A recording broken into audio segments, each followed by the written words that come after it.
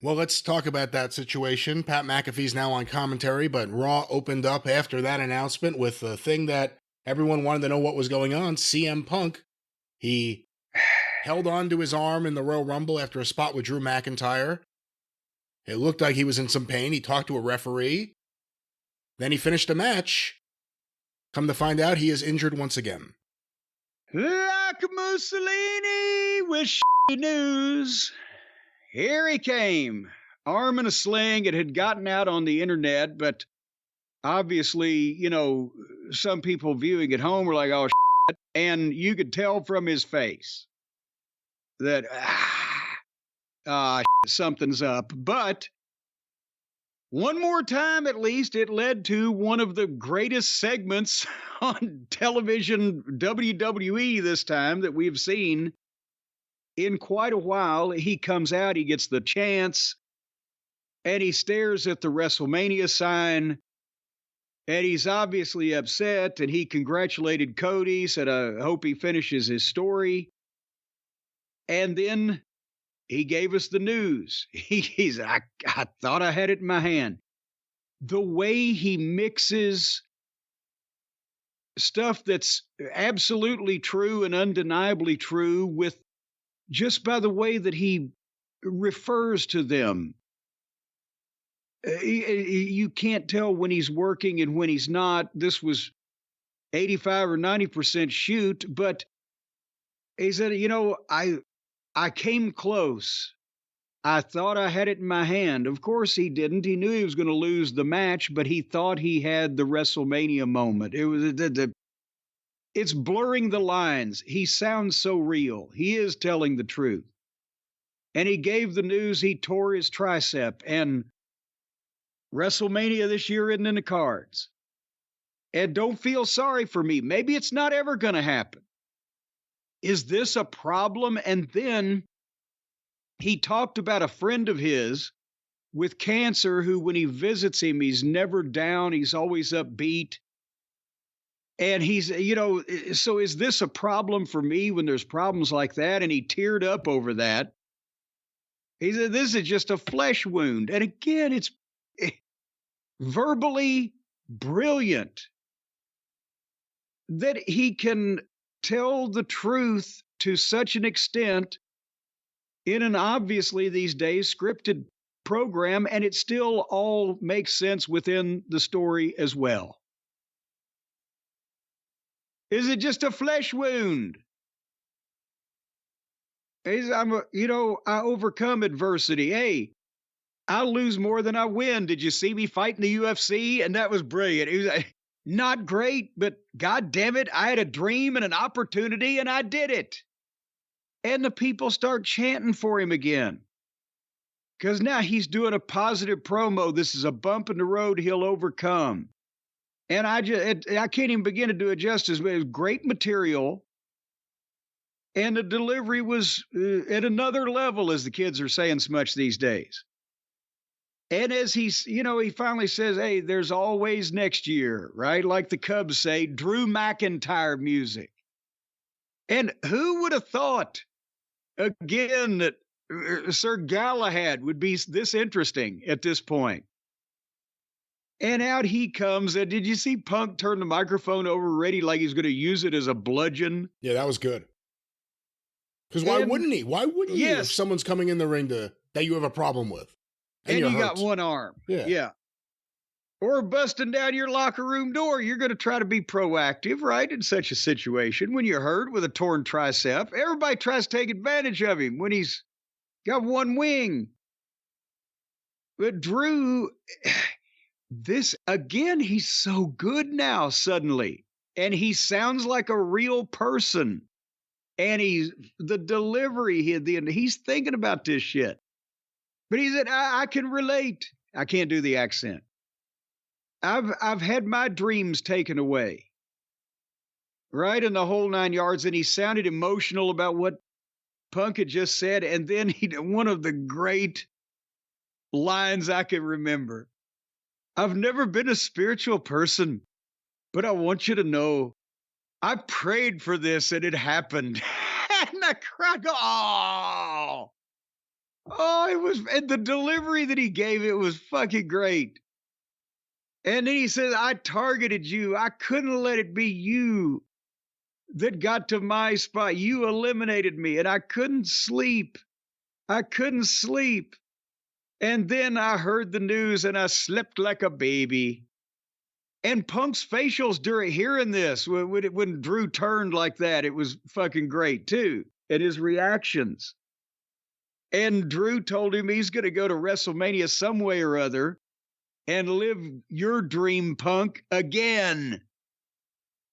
And they get face to face, and Punk's like, I'm going to get over this. And when I come back, I'm coming straight at you. And McIntyre swings at him and Punk ducks, but he's got one arm. He tries to fight. McIntyre gives him the headbutt, boom, and starts stomping the fucking torn, disfigured fucking tricep muscle. And I'm thinking, this is great. This is like wrestling, for God's sake. And then here comes Sami Zayn. It got a little bit less like wrestling because I'm thinking, God damn, if Drew McIntyre is kicking the shit out of me, and if anybody in the locker room, here comes Sami Zayn, I'm like, oh, fuck. I'm fucked. But there was a flurry, and he ran Drew off, and the referees and agents checked on Punk, and McIntyre was laughing. Oh, but again, another great he can do with one arm tied behind his back. He can do a better promo segment than 95% of the fucking rest of the business. Great segment. Again, we don't know how long he'll be out. At least according to this, at least based on this, they're setting him up to be a babyface when he comes back against Drew. Because again, remember, he eliminated Cody Rhodes saying, I'm not going to lose to Cody's kid. I didn't come back to lose to Cody's kid. And then he got eliminated by him. I guess because he can't do anything for a while, they completely blew that off. Well, they released backstage footage of Punk hugging Cody saying, finish your dream, young man, or whatever. You said this injury ended up producing a great segment. It actually may have produced two great segments, because who knows how much of the Rollins-Cody thing would have happened if not for this. Well, but God almighty, I do not. We'll get there. We'll get there. Rollins and Cody, but Drew McIntyre also has become one of my favorite. He's become one of my favorite guys on promo segments in the company. His matches, at least who they're booking him with on this show, haven't really done it for me or got me really interested. He's good enough in the ring. And he's good in the ring. I'm not saying he isn't. But also without the sword and the fucking, the whole apparatus. He's just a big guy with fucking dark hair and black tights and headbutts the shit out of people. I like that guy. They could, and then they could bring Wardlow in as his little nephew, Pismo. If you're a company like WWE, does it soften the blow when someone like CM Punk, who you're paying a lot of money to, you have to imagine, comes in, multi-year deal, immediately gets hurt. He's coming off being hurt a few times, but you know that you're going to be able to sell merch with him. Yeah. While he's gone, he'll still be one of your biggest merch movers. Does that soften the blow? Yes. I mean, the blow at this point, the billions of dollars, no one wrestler, no 5 wrestlers really, or 10 maybe, we could do the math, who knows, can be a blow to that company anymore. It can be to the creative team, to the people having to write and produce the actual program and all that stuff. Oh, God damn it. I mean, I was the night they pulled Sting off the cage and tore his ACL 2 weeks before Super Brawl in 1990 or whatever. Oh, God damn it. Wrestle War, whatever it was. They didn't have Super Brawl then. That's incessant in this business, but it can't be a blow to the company like, oh my God, hand wringing, what are we going to do? Because that's just, they're too big now. They got too much money. They can, who knows? We don't know the bookkeeping. Are they going to just break even maybe on Punk with merchandise sales and his intellectual property and likeness or whatever the fuck and a DVD? And then when he does come back, they don't do DVDs anymore. Well, a documentary or a program for the fucking streaming and however the kids are watching it on their teeth these days. I don't know. But all that type of thing and being in the program. And if he goes back to train some at NXT, then how valuable would that be just having him in the fucking training class? They'd have to pay him normally. Well, they're already paying him, but it's not going to be a blow to them. And then the inevitable, probably, when he does come back and do some commentary, maybe implement the idea you suggested. Do not cry for them, Argentina, as far as their bottom line on Punk. The good thing, too, is you could put him on commentary. He'll settle in well. He'll do a good job. He could build to whatever. But no one, just like right now, no one will know exactly when he's healed. So it's a clever way to get him there, get him involved in stuff. He can always back off shit because he's injured. But no one will know when he's actually healed. Yeah. And it will accept, hopefully they do before they know when he will be before they pull the trigger on it. But yeah, there's a bunch of different things that can happen. And when we went back and they showed the clips on, and I think some fan cam stuff on Twitter of, apparently it was during the double arm DDT spot with Drew McIntyre, that he tore the tricep, and you see him take a bump over and go over in the corner, and he's checking his arm and he's telling the referee something, blah, blah, blah. But so that means he did the rest of it, including after they got Drew and what's he out of there. And it was him and Cody for however long it was with one arm again. And he looked fatigued, but I didn't know injured when I first watched the Royal Rumble. And even though we know he was down at NXT training, anybody that keeps himself in good shape, there's good physical shape, good bodybuilding shape, good cardio shape. The only way you can stay in good wrestling shape is to wrestle. And he had put that in, I guess, at NXT, but it's not a regular thing. But I would doubt very seriously if he worked out with anybody the size of Drew McIntyre to then intertwine his arms with their arms, go over in fucking awkward positions. And that's probably where the tricep situation happened. And that's just shit that happens. That's the other thing. Every single one of these guys that's had a segment with Drew McIntyre where they face off with him, he's a big fucking guy. You don't realize it until he faces off with everyone. No, and that's the kind of thing with your arms intertwined with a guy that big and that much weight and going fucking south or whatever. That's when shit like that takes place. Nobody's particularly fault.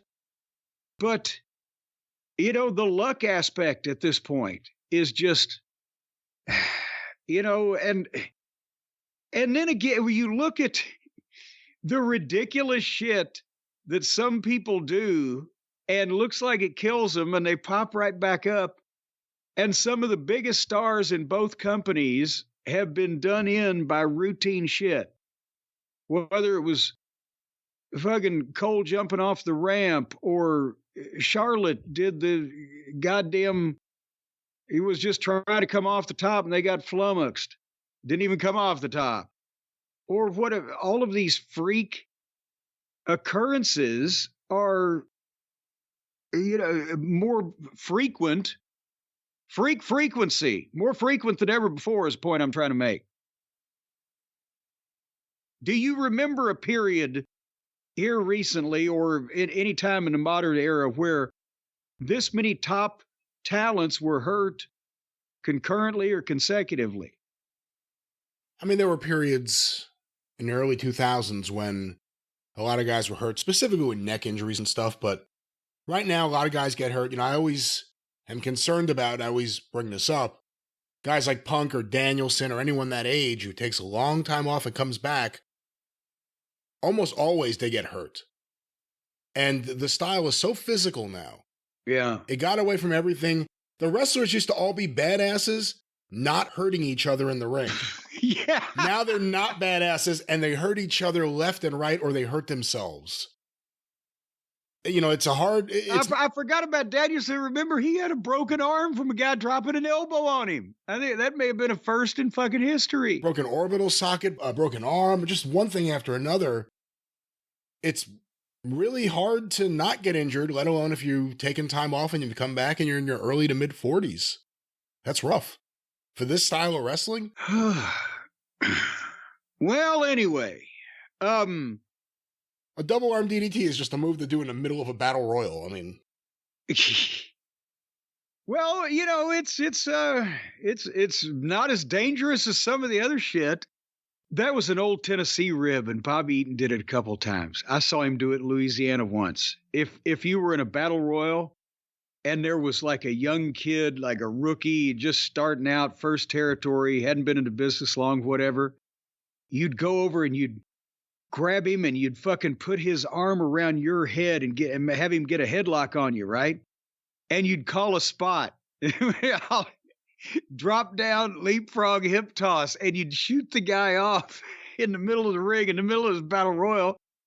And Bobby said invariably the kid would try, excuse me, pardon me. He'd be trying to run to the ropes to come back and do it. Excuse me, pardon me. And by the time he came halfway back, Bobby's just turned and walked away, right?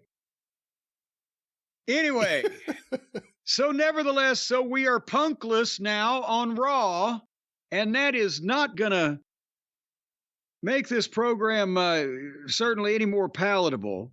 No, which is one of the reasons why I thought he should have been on commentary, because it would have made the show more palatable, and he's really good at that role. But then you devalue the investment that you can make by building a major box office attractions return by making him too much of a regular pretty face. But I agree with your idea that it could be a thing where as he begins to make his return, I'm fighting back, I'm getting better every day, he does some commentary and instigates something with somebody.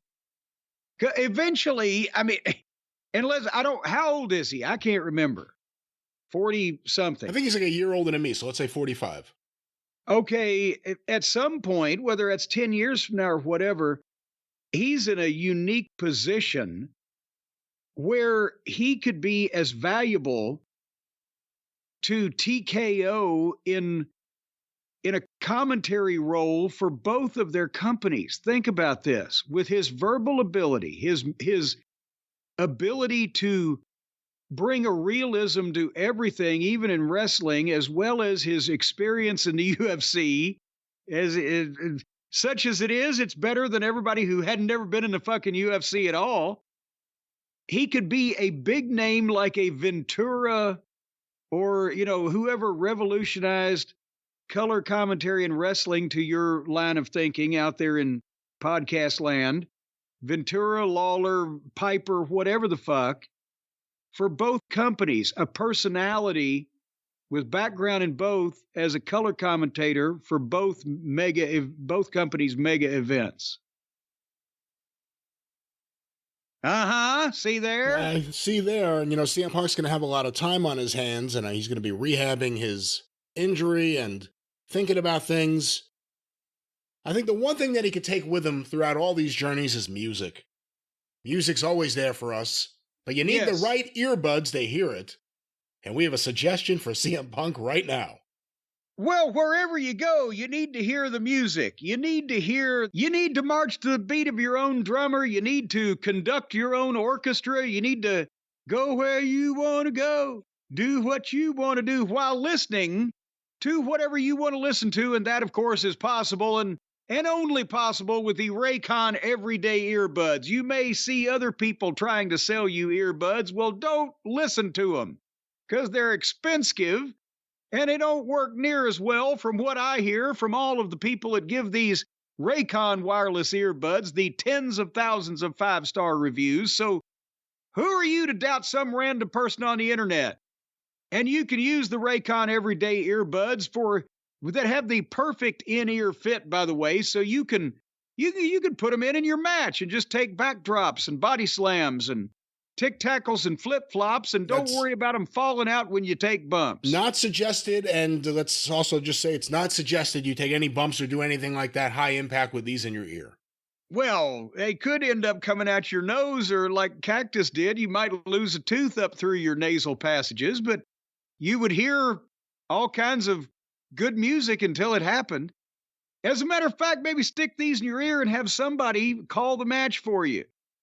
But nevertheless, you've got a 8 hours of playtime. See, they're making the playtime longer and the size of the copy smaller.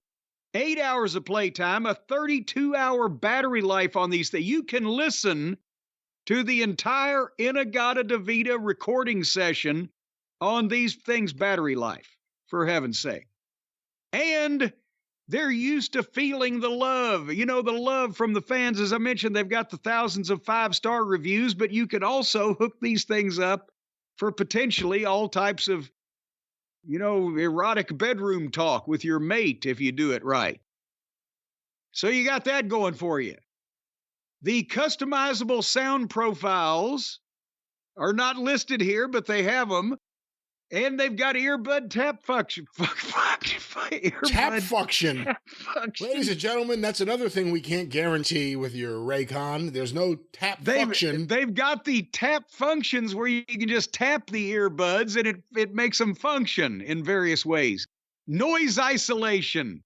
You can just shut out all noise in the world and be impervious.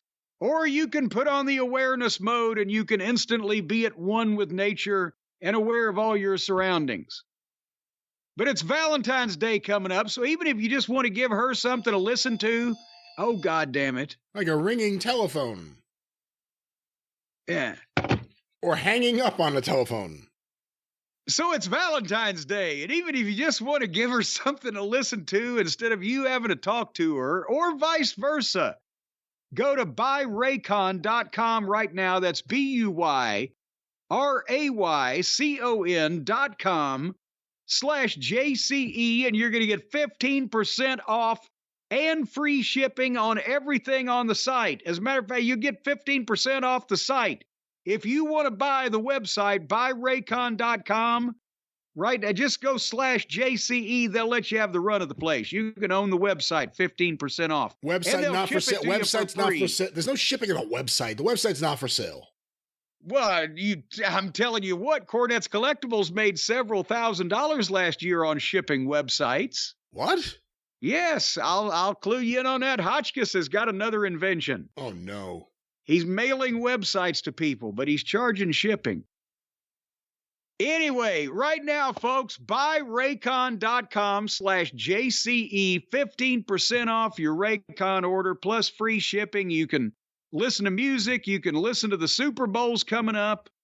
You don't have to listen to your spouse or significant other, whichever one's the biggest selling point.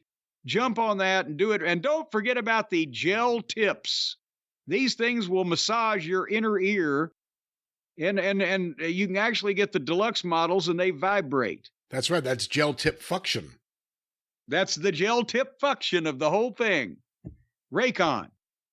That's right. What's that promo code? One more time, Jim. JCE, Brian.